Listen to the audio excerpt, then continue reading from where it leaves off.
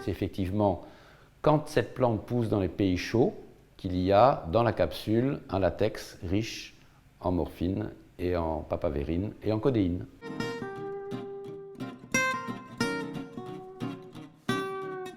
Le pavot somnifère est une plante emblématique, connue depuis l'Antiquité, depuis 3000 ans avant Jésus-Christ, pour ses propriétés antidouleurs et somnifères. C'est le fameux pavot à opium.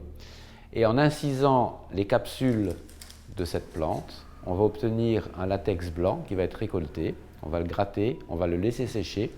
Et ensuite, ce latex blanc, il devient brun. On va obtenir un pain d'opium. Et dans ce pain d'opium, on a à peu près 10 à 15% de morphine, qui est depuis toujours l'antidouleur le plus puissant que l'on a à l'heure actuelle, y compris en cancérologie.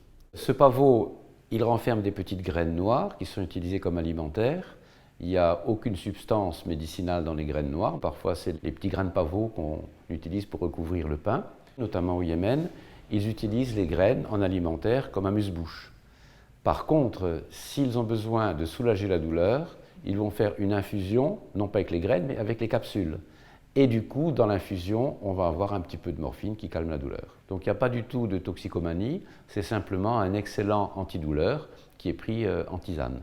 Mais ce sont des usages qui sont réservés aux pays où il pousse, parce que chez nous, ce pavot somnifère ne produit pas de morphine.